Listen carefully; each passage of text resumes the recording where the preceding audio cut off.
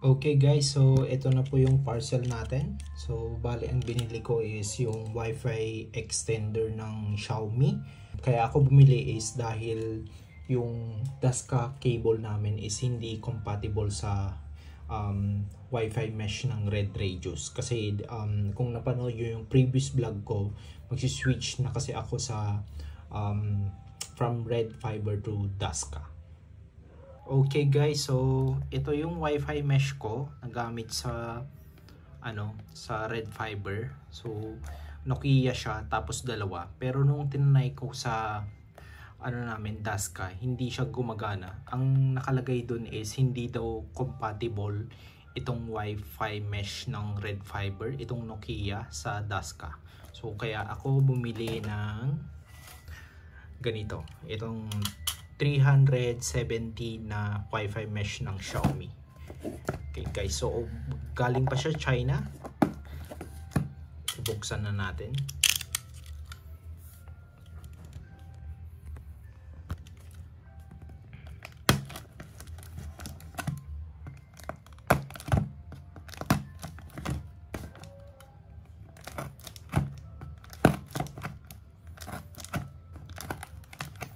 Mabilis lang dumating guys. It take 5 days ata. Considering na galing pa ito China ha.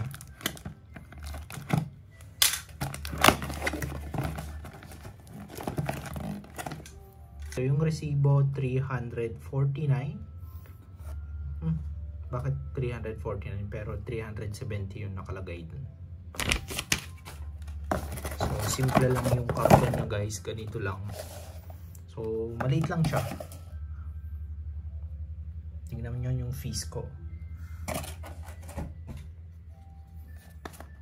So buksan na natin. Hindi naman na kailangan ng cutter.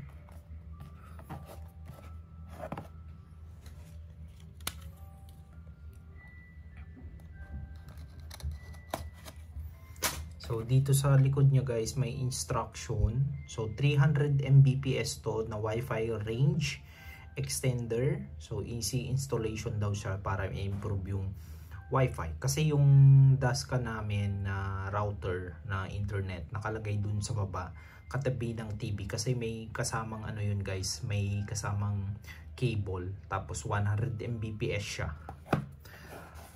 So dito sa taas medyo mahina yung sagap ng Dasca kasi madaming dead spot.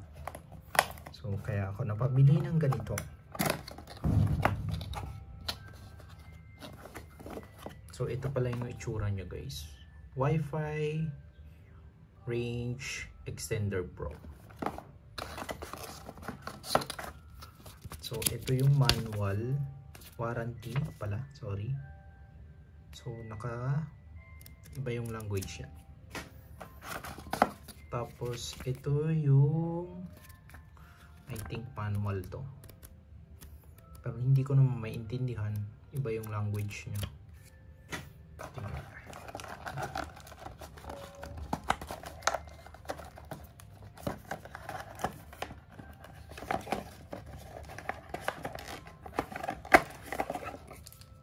Maliit lang pala siya.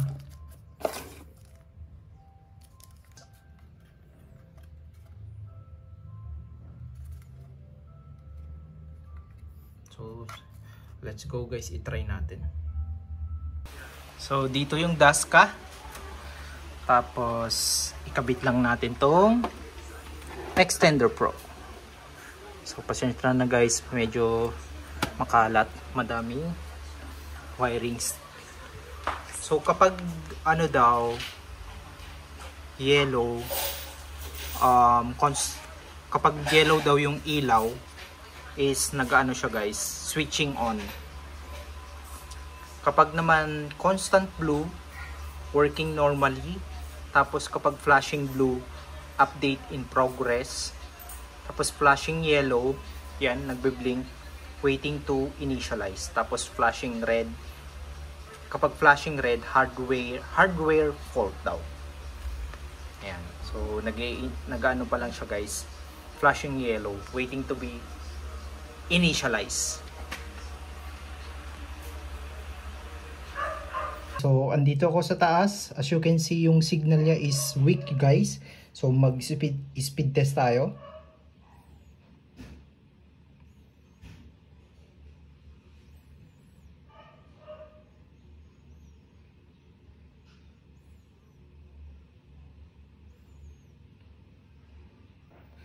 Ayan, so pumapalo lang siya ng 3 to 5 Mbps. Actually, mga 10. So, mabagal siya, guys. So, ikabit naman natin yung Wi-Fi Extender Pro. Tapos, mag-speed test tayo. Ayan, guys, so pa rin, flashing yellow. Tapos, punta tayo sa Xiaomi app. So, bali ito pala siya, guys. Ito, yung color green. Tapos may logo na letter M. Yan. Tapos click natin. Tapos i-click natin yung plus sign. Tapos add device. Tapos i-on down natin yung Bluetooth.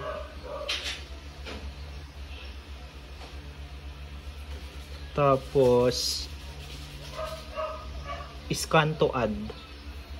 So, bali, scan natin yung QR code ng device natin. Ayaw, guys, yung QR code. Ito yung QR code niya. Tapos, in-scan ko, ayaw. So, i-manual add na lang natin. So, hanapin natin yung Wi-Fi. Dito tayo sa Wi-Fi amplifier. Tapos, i-add natin yung device natin, which is yung Wi-Fi Range Extender Pro. Yan. Tapos device preset.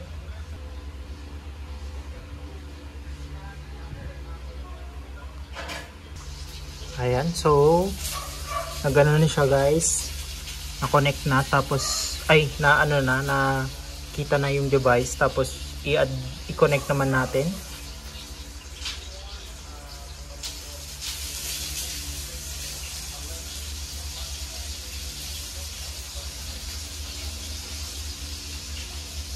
Balik daw tayo sa Wi-Fi. Tapos hanapin ng Xiaomi repeater. Yan. Nagko-connect na siya. Yan. So once connected na siya sa Xiaomi repeater natin, balik tayo dito sa Xiaomi Home app. Tapos as you can see, upload information device.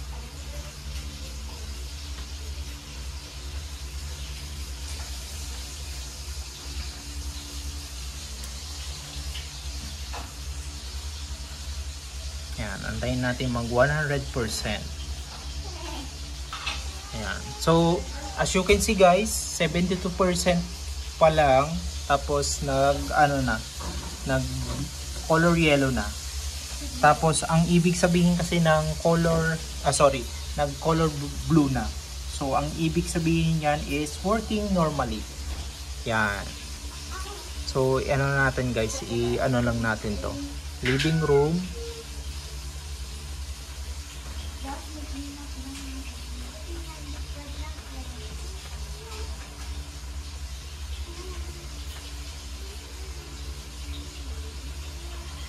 So, since connected na siya, bale, ilipat naman natin tong Extender Pro na Xiaomi namin sa kwarto, dun sa taas. Tapos, i-speed test natin kung nag-improve ba yung signal ng Wi-Fi. Okay, guys, so dito ko nilagay yung Xiaomi na Extender Pro. So, dito yan sa second floor. So, try na natin mag-speed test.